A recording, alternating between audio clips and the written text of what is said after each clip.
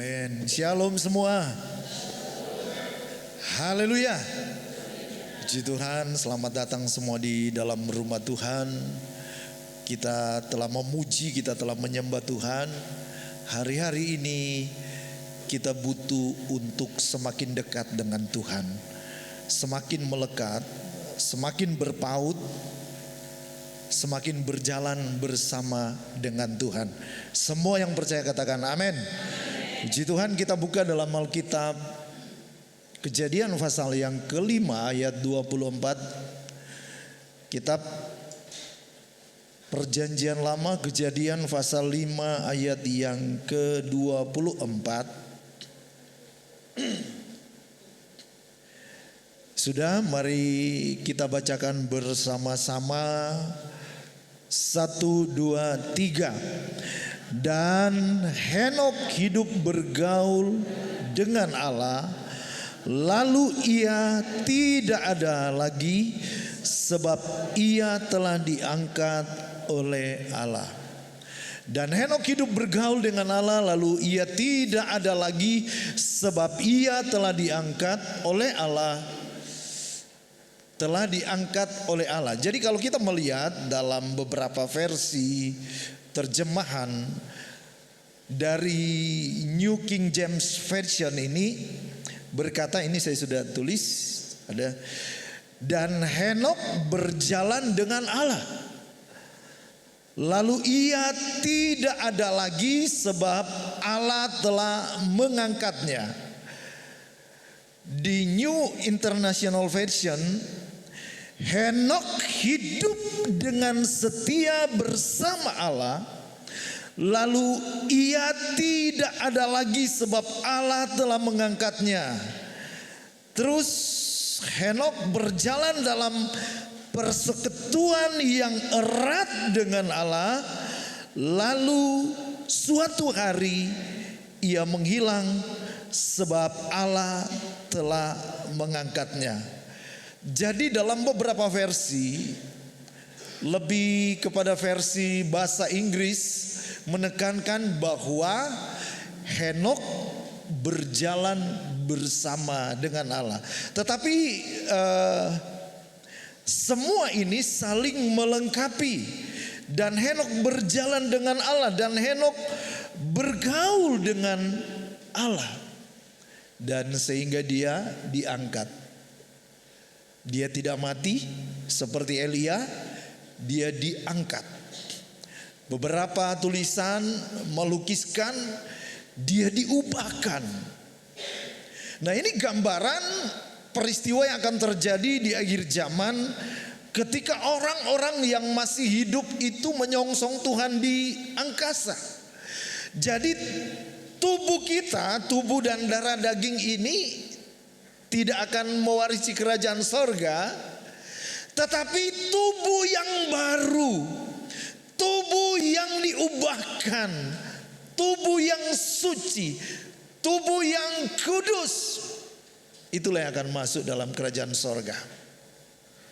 Nah, kita melihat siapakah Henok ini. Henok adalah keturunan ketujuh dari Adam, anak dari papanya Yared, dan anaknya juga bernama Metusala, orang tertua yang pernah ada di muka bumi, dengan umur 969 tahun. Nah, Henok ketika dia berumur 65 tahun, 300 tahun dia hidup bergaul dengan Tuhan.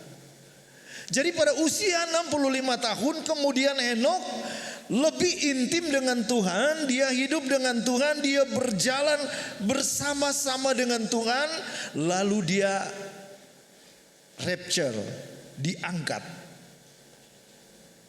Jadi dia tidak mengalami kematian. Nah, Henok adalah seorang hamba Tuhan juga. Jadi dia juga menuliskan di kitab Yudas bahwa Tuhan datang dengan beribu-ribu orang kudus. Nah, kita akan melihat bagian yang kedua langsung. Henok bergaul atau berjalan dengan Allah. Dalam Kamus Besar Bahasa Indonesia kata bergaul artinya hidup bergaul, hidup berteman atau bersahabat. Jadi kata gaul, bergaul ini hidup berteman atau bersahabat. Pesan orang tua kepada anak-anak, hati-hatilah berteman. Kita boleh berteman dengan banyak orang, tapi untuk masuk dalam pergaulan yang akrab, kita harus melihat dengan siapa kita bergaul. Amin.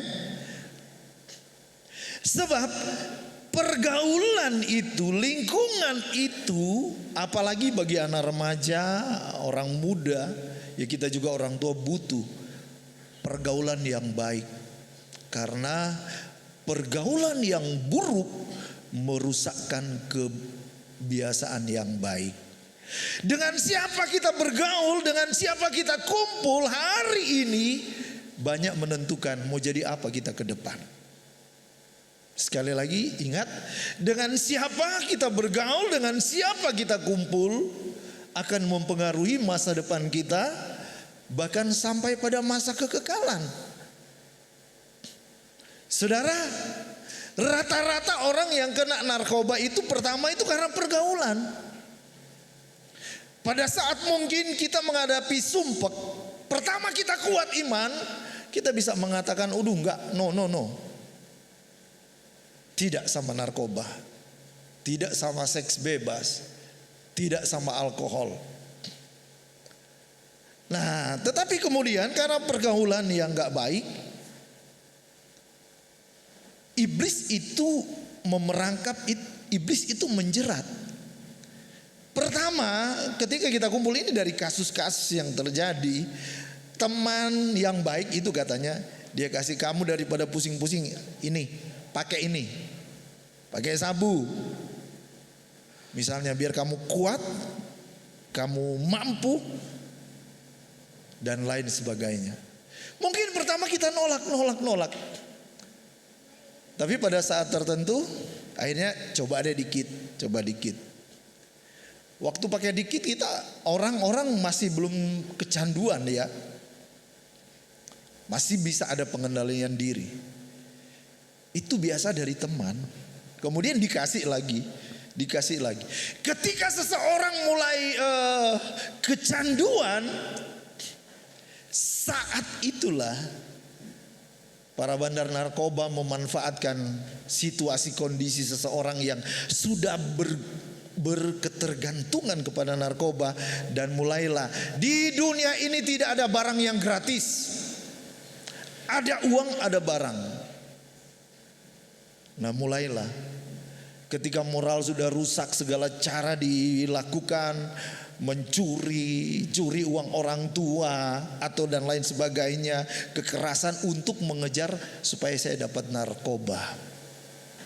Sebab orang yang kalau sudah kecanduan, kalau nggak pakai rasanya mau mati. Ini saya ngobrol-ngobrol dengan orang-orang yang mantan kecanduan.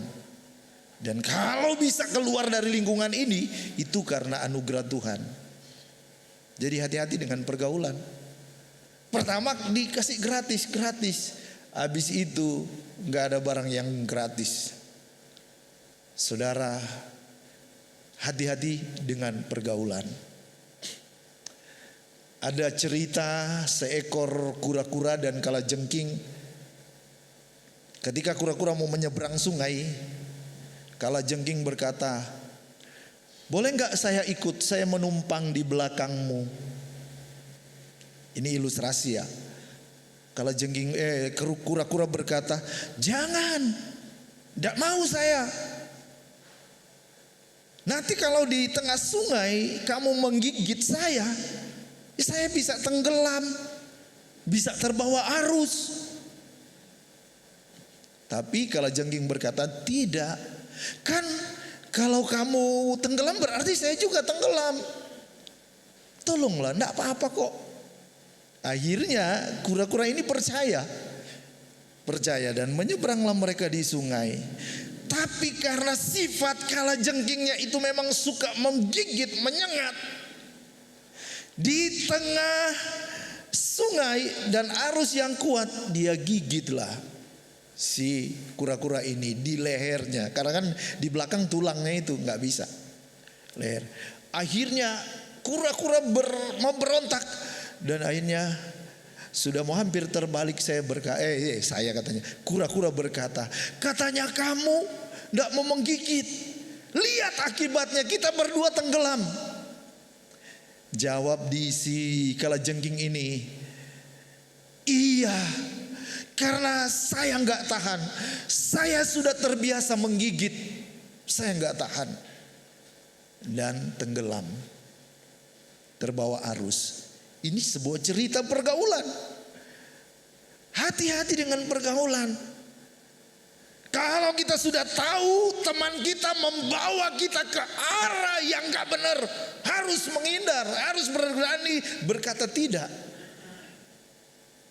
Sebab kalau sudah masuk ke dalam situ, iblis itu menjerat, memerangkap, terperangkap. Tahu kan kalau terperangkap, seperti orang memerangkap hewan dan tidak bisa keluar lagi, itu karena pergaulan. Tapi Henokh, dia bergaul dengan Tuhan, dia berjalan dengan Tuhan. Amin. Harus lihat dengan siapa kita bergaul. Kalau bisa bergaul dengan orang-orang hebat, maka kita juga akan terbawa hebat. Coba kita bergaul dengan orang suka berdoa, kita bergaul dengan orang yang suka beribadah, kita bergaul dengan orang suka bekerja keras, terbawa.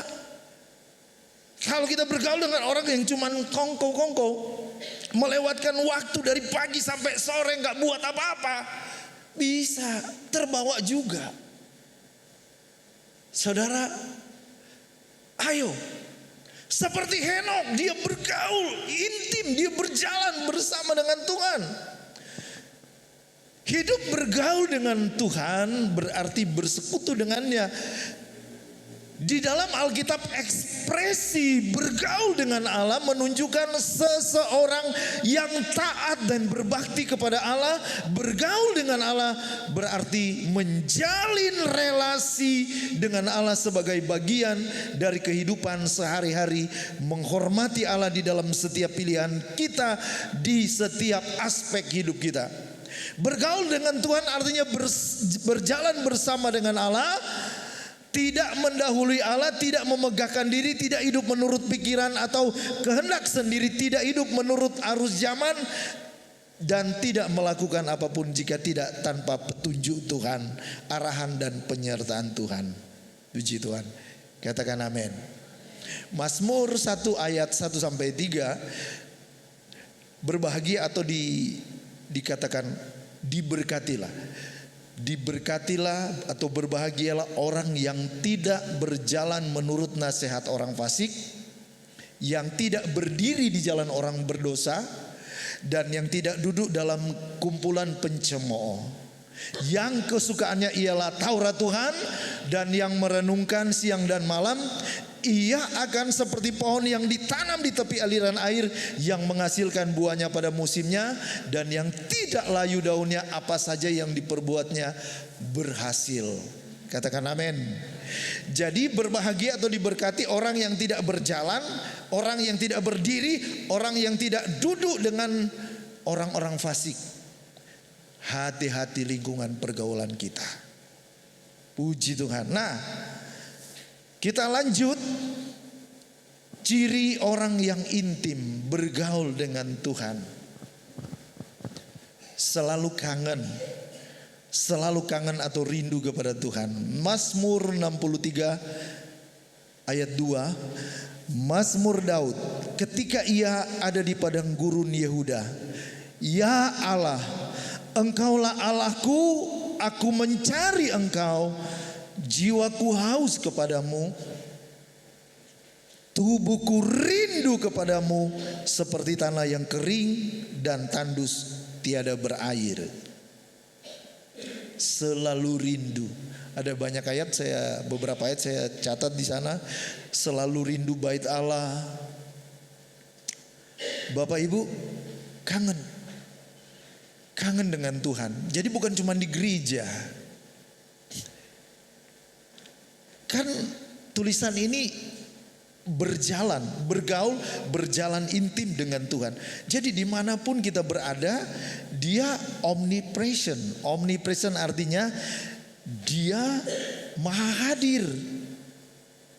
Jadi kita menyadari dimanapun kita berada, ada Tuhan yang menyertai saya. Amin. Ketika ada tawaran-tawaran, ayo mumpung bojomu nggak ada, suamimu nggak ada, istrimu nggak ada, ayo kesempatan, kapan lagi? Tapi orang yang berjalan bersama dengan Tuhan, dia tahu Tuhan besertaku, ada Tuhan ada di samping saya, ada mata Tuhan yang mengawasi, bukan cuma dari luar, di dalam hati pun Tuhan tahu. Mungkin kita bisa bilang kita bisa bersandiwara sama pasangan kita, kita orang yang benar, kita orang yang setia, tapi Tuhan lebih tahu apa isi hati kita. Di balik itu apa yang kita lakukan Tuhan tahu. Tapi orang yang rindu, kangen, ini ciri kangen sama Tuhan, selalu tahu, selalu hadir, berjalan bercakap-cakap. Jadi hidup berjalan dengan Tuhan bukan berarti kita di depan, Tuhan di belakang. Tapi di sini berjalan bersama, berarti ada di samping. Kita bisa bercakap-cakap. Itu namanya bergaul. Selalu kangen, selalu rindu. Kemudian selalu rindu bait Tuhan. Kita lihat Mazmur 84 ayat 11. Sebab lebih baik 1 hari di pelataranmu dan daripada 1000 hari di tempat lain. Lebih baik berdiri di ambang pintu rumah Allahku daripada diam di kemah-kemah orang fasik. Lebih baik 1 hari di pelataranmu. Rindu. Ada seorang mak dulu di sini, kalau kita besuk ke rumahnya, dia selalu berkata, aduh sudah pengen mau hari Minggu, pengen mau ke gereja. Dulu memang dari tidak seiman, kemudian dia bertobat, ikut anak-anak. Setelah dia merasakan kasih anugerah Tuhan, berkata, aduh pengennya sudah mau hari Minggu, pengennya sudah mau ibadah. Selalu ada kerinduan, kangen dengan bait Tuhan. Itu tanda orang yang, ciri orang yang mau bergaul akrab dengan Tuhan. Katakan amin, puji Tuhan. Mazmur 27 ayat yang keempat.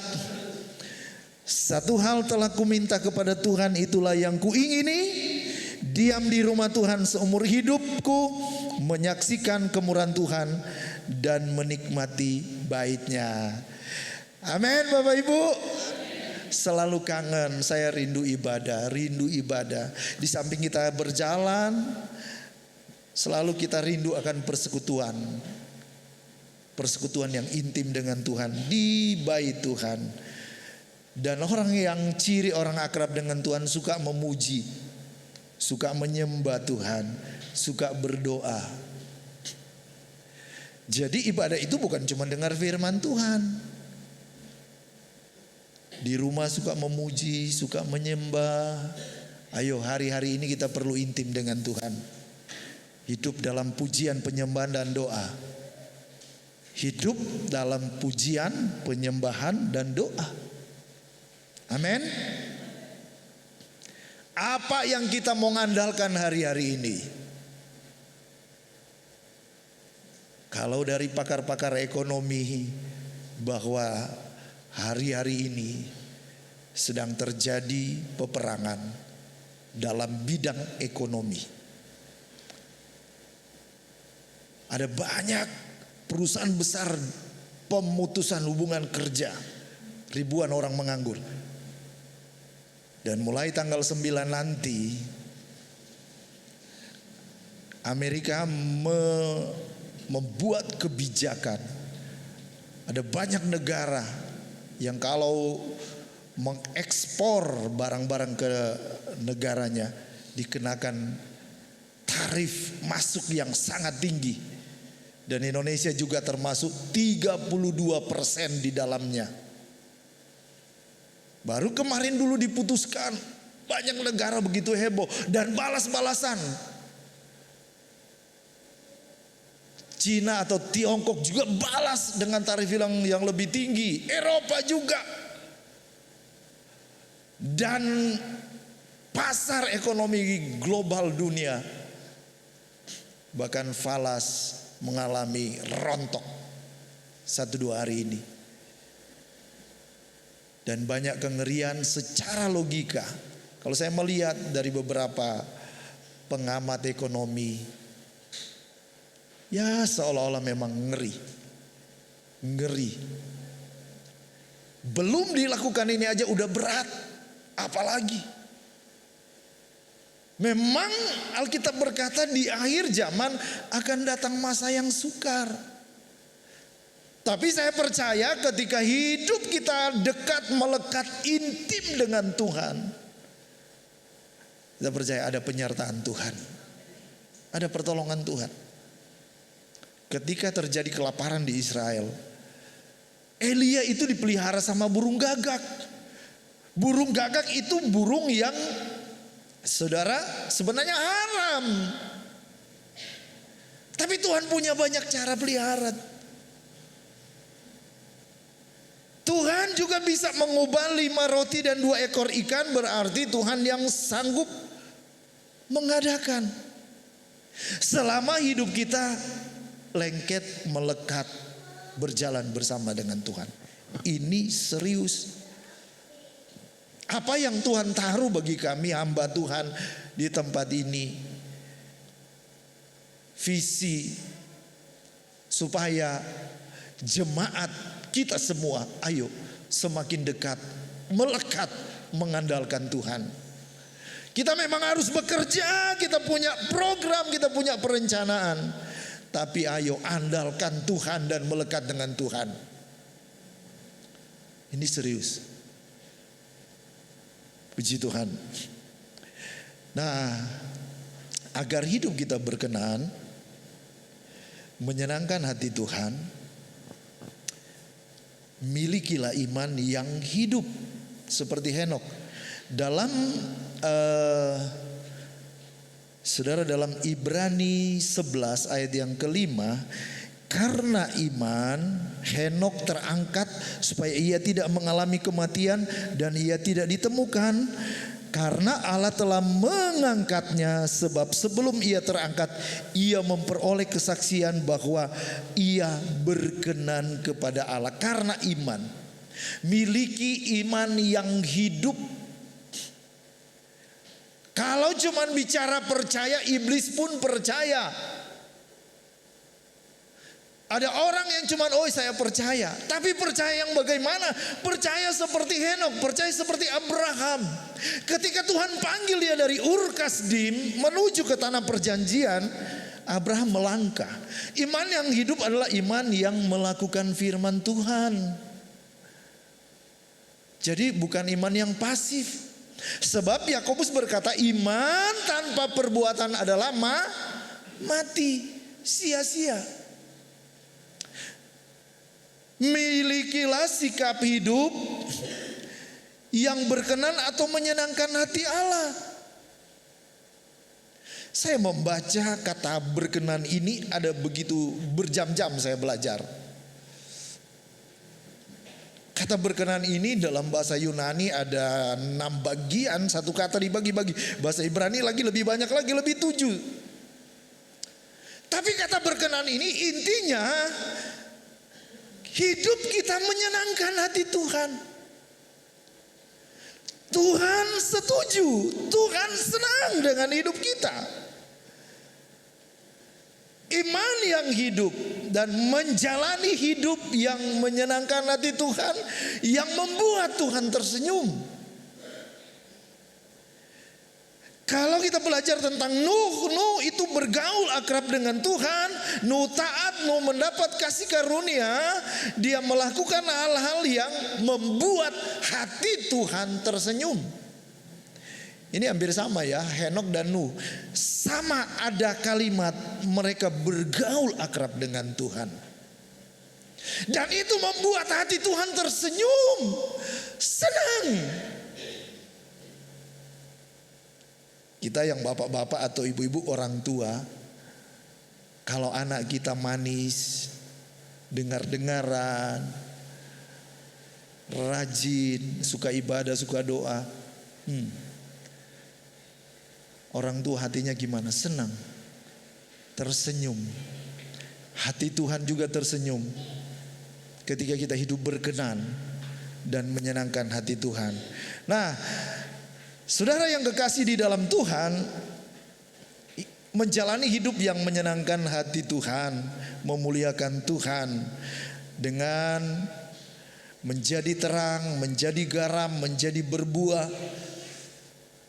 Saya baca Matius 5 ayat 16. Demikianlah hendaknya terangmu bercahaya di depan orang, supaya mereka melihat perbuatanmu yang baik dan memuliakan Bapamu di surga. Hidup yang memuliakan Tuhan itu berkenan. Yohanes 15 ayat 8, dalam hal inilah Bapa-Ku dipermuliakan, yaitu jika kamu berbuah banyak, dan dengan demikian kamu adalah murid-murid-Ku. Hidup yang menyenangkan hati Tuhan.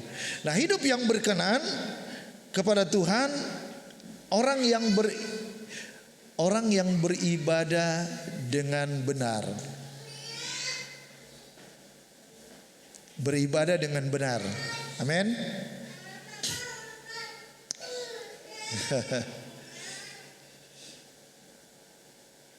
Orang yang beribadah, Roma 12 ayat 1, persembahkanlah tubuhmu yang kudus.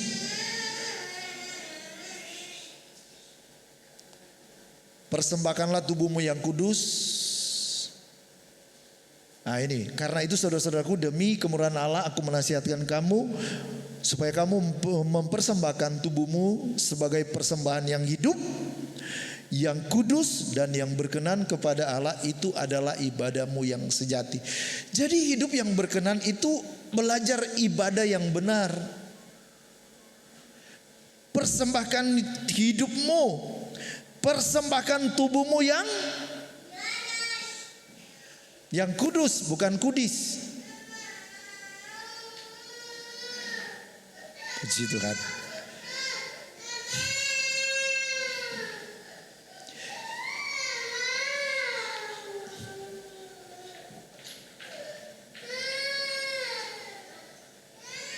Oke.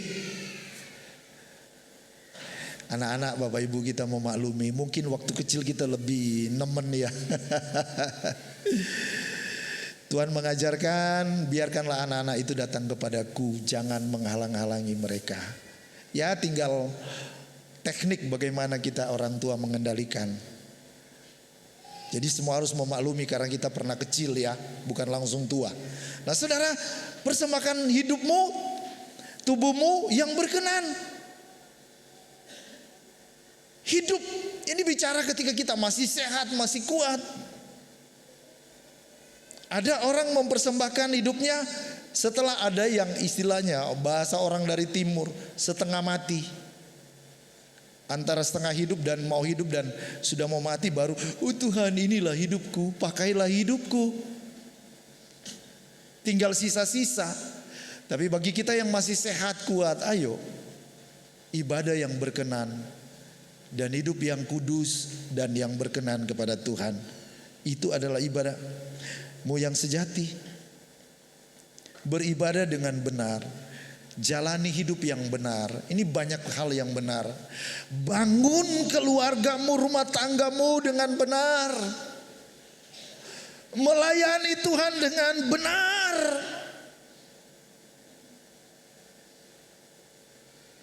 Itu kan Tuhan mengajar hidup benar, cari kejar kebenaran. Yang benar, benar. Bukan asal-asalan, itu yang berkenan. Nah, yang kedua, tidak menjadi serupa dengan dunia. Jangan engkau menjadi serupa dengan dunia ini. Ini Roma 12 ayat 2. Berubahlah oleh pembaharuan budimu, mana yang benar. Nah,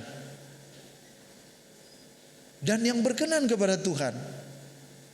Jadi jangan sampai kalau orang dunia suka korupsi ya jangan ikut. Kalau orang dunia suka gaya hidup bebas, sebebas-bebasnya, jangan ikut. Karena kita umat pilihan Tuhan, karena kita sudah dipilih, kita sudah dikuduskan. Itu berkenan kepada Tuhan. Tidak menjadi serupa dengan dunia ini. Saya kelewat tadi, hidup dalam tuntunan roh, itu berkenan di hati Tuhan. Bisa buka Roma 8 ayat 1. Sedikit lagi kita belajar. Nah, demikianlah sekarang tidak ada penghukuman bagi mereka yang ada di dalam Kristus Yesus. Roh yang memberi hidup telah memerdekakan kamu dalam Kristus dari hukum dosa dan hukum maut. Sebab apa yang tidak mungkin dilakukan hukum Taurat karena tak berdaya oleh daging telah dilakukan oleh Allah dengan jalan mengutus anaknya sendiri dalam daging yang serupa dengan daging yang dikuasai dosa, karena dosa ia telah menjatuhkan hukuman atas dosa di dalam daging, supaya tuntutan hukum Taurat digenapi di dalam kita yang tidak hidup menurut daging tetapi menurut roh. Sebab mereka yang hidup menurut daging memikirkan hal-hal yang dari daging, mereka yang hidup menurut roh memikirkan hal-hal yang dari roh. Karena keinginan daging adalah apa? Maut, sama dengan mati. Tetapi keinginan roh adalah hidup dan damai sejahtera. Terus, sebab keinginan daging adalah perseteruan terhadap Allah, karena ia tidak takluk kepada hukum Allah. Hal ini memang tidak mungkin baginya. Mereka yang hidup dalam daging, yang keras kita baca bersama 2, 3, tidak mungkin berkenan kepada Allah.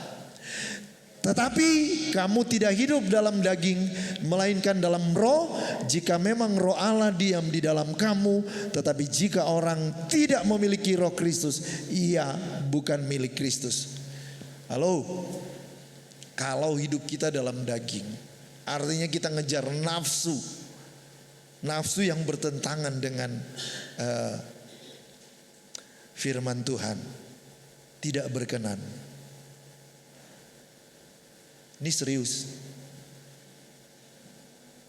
Orang yang berkenan, yang disukai, yang dicinta Tuhan, orang yang belajar hidup dalam tuntunan pimpinan Roh Kudus, bukan roh daging kita, maut.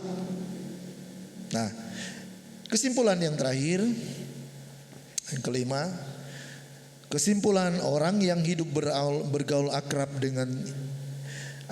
dekat, intim dengan Tuhan dapat menikmati segala kebaikan dan kemurahan Tuhan.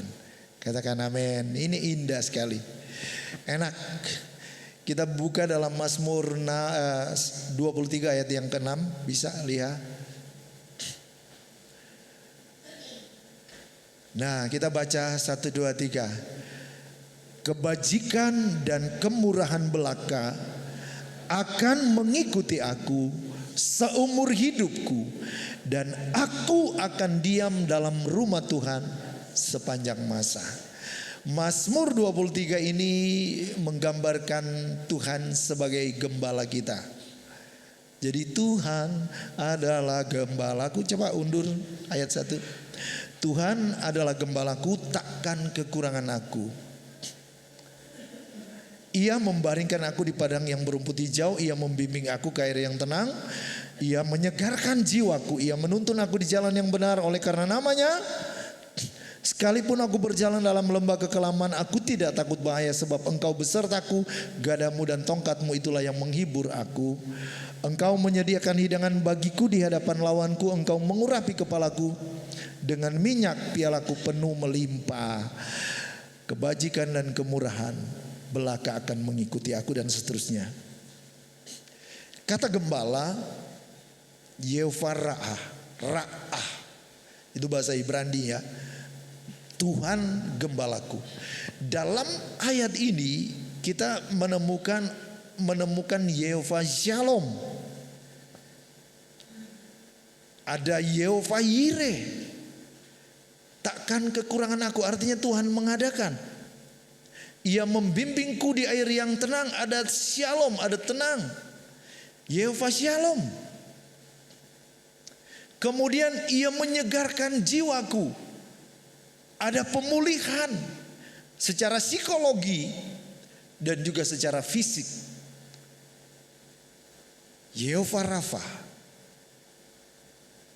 Nah, bagaimana kita bisa menikmati kebajikan dan kemurahan Tuhan? Saya melihat dalam beberapa tulisan arti kata Yehova Ra'a, Tuhan Gembalaku, ada datang juga pengertian Tuhan sahabatku, Tuhan teman, special friend, teman yang spesial. Saudara, ini menunjukkan Tuhan mau intim. Karena apa? Tuhan adalah gembalaku atau Tuhan sahabatku. Tuhan adalah gembalaku, takkan kekurangan aku. Ia membimbing, berarti kita jalan bersama. Ia membimbingku ke jalan yang benar. Ia menuntun. Nah, berarti bersama-sama. Ada Tuhan yang membimbing, ada Tuhan yang menuntun. Dan sekalipun aku berjalan dalam lembah kekelaman, aku tidak takut bahaya. Karena apa? Ia membimbing, ia menuntunku, ia besertaku. Berarti hidup kita intim, akrab, berjalan dengan sobat kita, dengan Tuhan kita, gembala kita. Dan kita harus siap dibimbing, dituntun. Dan kita akan menikmati Tuhan beserta dengan kita. Ia membaringkan aku di padang rumput yang hijau. Kalau ini analoginya atau metaforanya, gambaran sebuah perjalanan, ada waktu istirahat. Ia membaringkan aku, ada waktu kita beristirahat. Ini kata beristirahat ini seperti kita diam intim dengan Tuhan. Karena apa? Sekalipun melewati lembah kekelaman, lembah yang gelap, lembah yang bayang-bayang maut, hal-hal yang sulit, tapi Tuhan sudah persiapkan hidup kita. Dan kita hanya melewati karena Tuhan bersama dengan kita. Itu karena keintiman. Kita akan menikmati bagaimana Tuhan yang akan memelihara kita. Amin. Ayo kita jalani hidup intim, dekat, melekat dengan Tuhan. Dia gembala kita, dia Bapa kita, dia teman kita juga. Makanya kita nyanyi, ada satu sobatku yang setia, tak pernah dia tinggalkan diriku. Di waktu aku susah, waktuku sendirian, dia selalu menemani kita. Orang-orang yang terdekat dengan kita satu waktu bisa terpisah karena maut. Itu sudah realita kehidupan. Saya mencintai istri saya, keluarga saya, tapi suatu waktu, kalau waktunya Tuhan akan ada waktu terpisah. Tapi kita punya sobat yang setia, yang tidak pernah meninggalkan kita, bahkan sampai pada kekekalan. Dia Tuhan yang mengasihi kita. Dia sahabat. Mari kita berjalan, kita dekat, kita melekat dalam hadirat Tuhan. Tuhan Yesus memberkati jemaat Tuhan. Hari-hari ini banyak berdoa. Kita rindu lawatan Tuhan terjadi atas keluarga kita, gereja kita, atas ekonomi kita, atas masa depan kita. Ketika kita dekat melekat, percaya ada tuntunan, ada bimbingan, ada penyertaan Tuhan. Sampai kita menikmati segala kebaikan dan kemurahan Tuhan. Mari semua kita berdiri, kita siapkan hati kita untuk masuk dalam perjamuan Tuhan.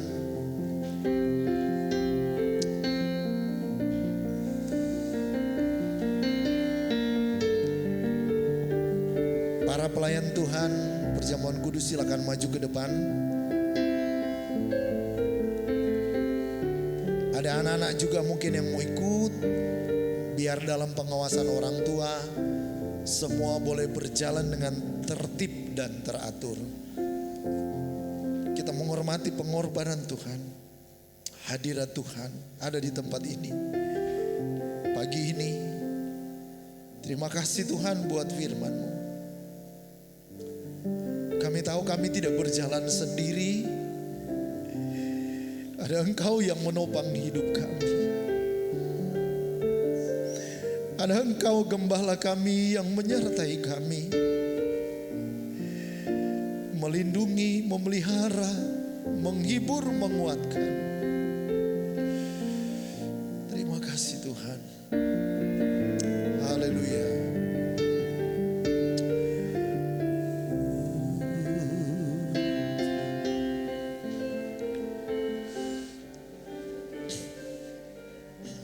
Terima kasih Tuhan.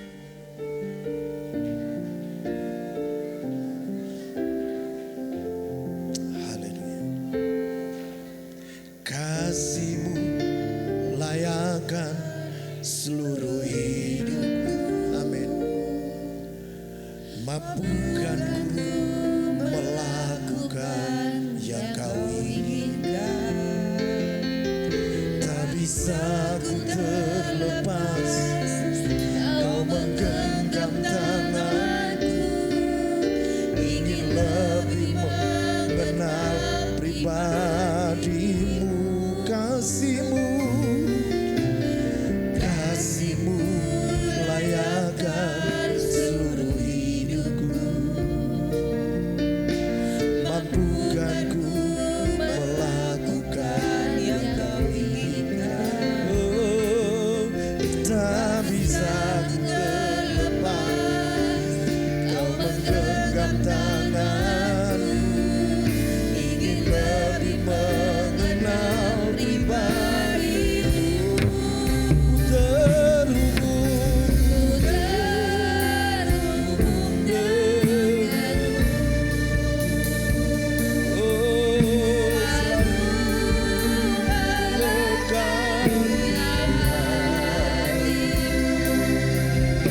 firman-Mu itulah dasar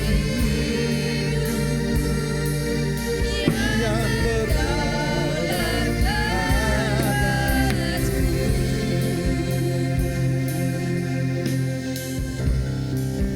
Kasih-Mu, kasih-Mu layakkan seluruh hidupku. Mampukan ku melakukan yang Kau inginkan.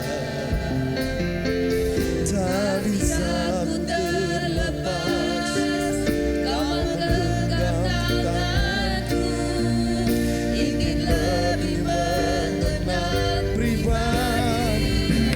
Terhubung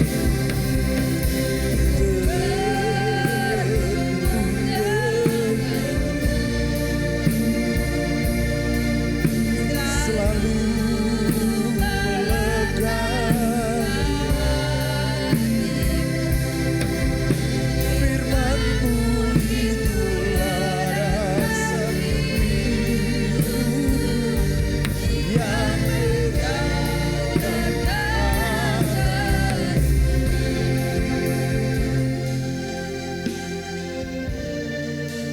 Dari banyak penjelasan ayat demi ayat, Tuhan mau kita terhubung dengan Dia. Tuhan mau kita melekat dengan Dia.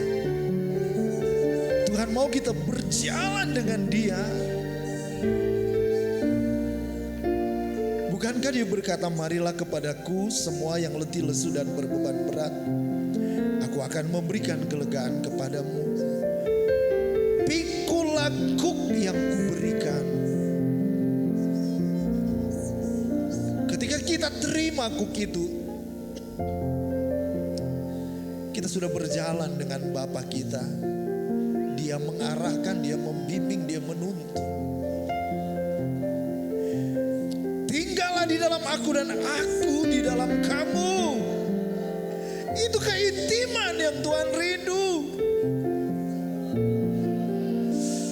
Haleluya. Ketika dia mengajak murid-muridnya dan dia berkata, biarlah semua akan melakukan ini sampai dia datang, yaitu perjamuan Tuhan. Ini adalah amanat agung, perintah supaya kita intim dengan dia. Ketika kita makan roti yang dia menggambarkan adalah tubuhnya sendiri, itu berarti dia ada dalam kita.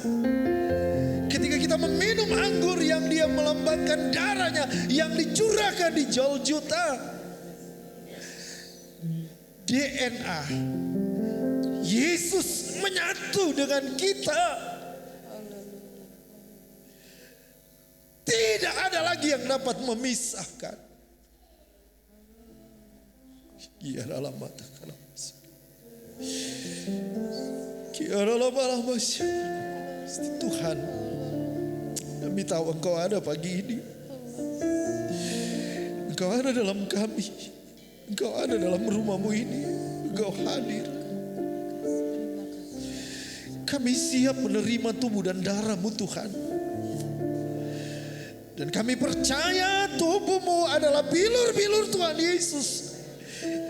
Tubuh yang hancur dan terpecah itu, dalam nama Yesus kami terima kesembuhan. Darah Yesus yang tercurah itu mematahkan semua kutuk. Dalam nama Yesus kami berjalan dalam anugerah-Mu seperti firman-Mu Mazmur 23 ayat 6. Kebajikan dan kemurahan Tuhan mengikuti langkah-langkah hidup kami. Kami siap terima berkat Tuhan, menyatu dengan Tuhan dalam anugerah dan kasih karunia-Mu. Sucikan roh jiwa tubuh kami. Kami menikmati tubuh dan darah Yesus. Di dalam nama Bapa, Putra dan Roh Kudus, di dalam nama Tuhan Yesus Kristus. Haleluya. Amin. Kasih-Mu layaknya seluruh hidupku, mampukanku melakukan yang Kau inginkan. Tak bisa ku terlepas, Kau menggenggam tanganku, ingin lebih mengenal pribadi-Mu. Kasih-Mu layakkan seluruh hidupku, mampukanku melakukan yang Kau inginkan. Tak bisa ku terlepas, Kau menggenggam tanganku, ingin lebih mengenal pribadi-Mu. Ku terhubung denganmu, selalu melekat di hatimu.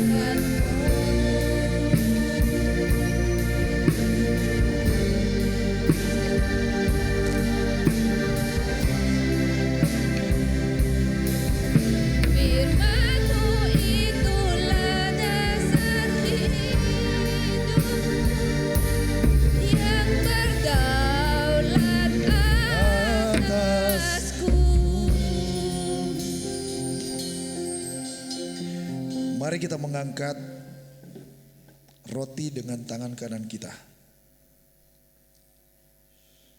Puji Tuhan, kami siap menerima tubuh dan darah Yesus. Darah yang tercurah, tubuh yang hancur.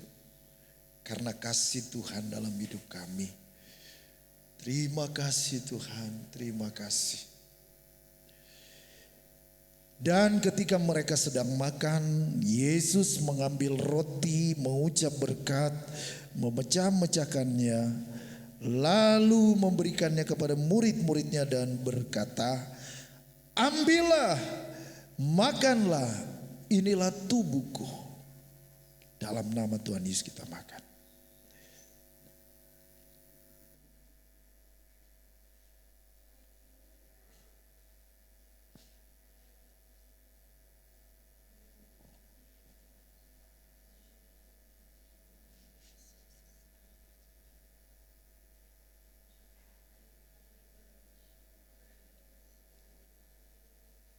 Haleluya. Mari kita mengangkat cawan. Sesudah itu, ia mengambil cawan, mengucap syukur, dan memberikannya kepada mereka dan berkata, minumlah kamu semua dari cawan ini, sebab inilah darahku, darah perjanjian, yang ditumpahkan bagi banyak orang untuk pengampunan dosa. Haleluya. Dalam nama Tuhan Yesus Kristus kita minum. Haleluya. Puji Tuhan.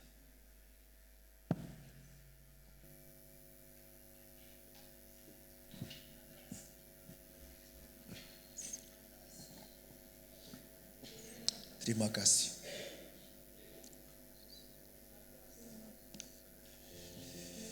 Terima kasih Tuhan.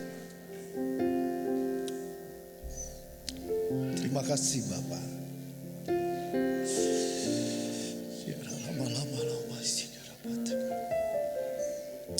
Terima kasih. Semua menikmati kebaikan dan kemurahan Tuhan.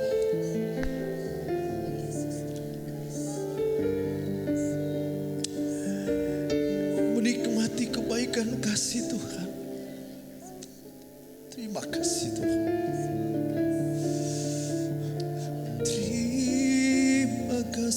Terima kasih Tuhan.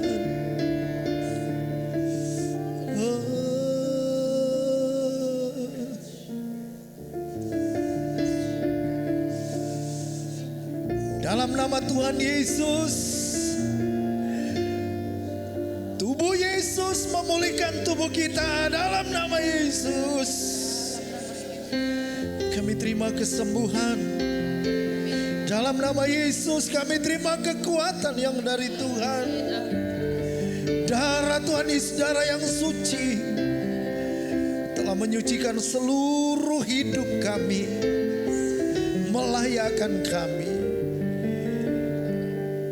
untuk menikmati kebajikan dan kemurahan Tuhan seumur hidup kami.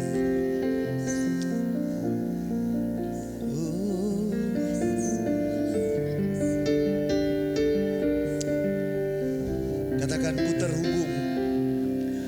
Ku terhubung denganmu. Amin. Selalu melekat di hatimu. Firman-Mu itulah dasar hidupku yang berdaulat atas terhubung denganmu. Selalu Tuhan, biar selalu melekat di hatimu ya Bapa. Firman-Mu itulah dasar hidupku yang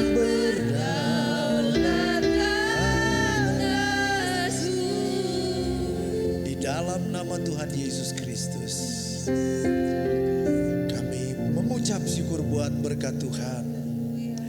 Kami mengucap syukur buat anugerah-Mu. Kami mengucap syukur buat firman-Mu. Bahwa Engkau senang dengan anak-anak-Mu yang mau bergaul intim dengan Tuhan. Bahwa Engkau senang anak-anak-Mu yang mau berjalan bersama dengan Tuhan. Berjalan menurut kehendak-Mu, berjalan menurut hati-Mu, berjalan menurut firman-Mu, berjalan menurut visi dan misi-Mu. Tanamkan kebenaran ini dalam hidup kami. Bahwa Engkau mengasihi kami dan kami mengasihi Engkau. Terima kasih buat perjamuan Tuhan ini. Kami mengucap syukur dalam nama Tuhan Yesus. Haleluya, amin.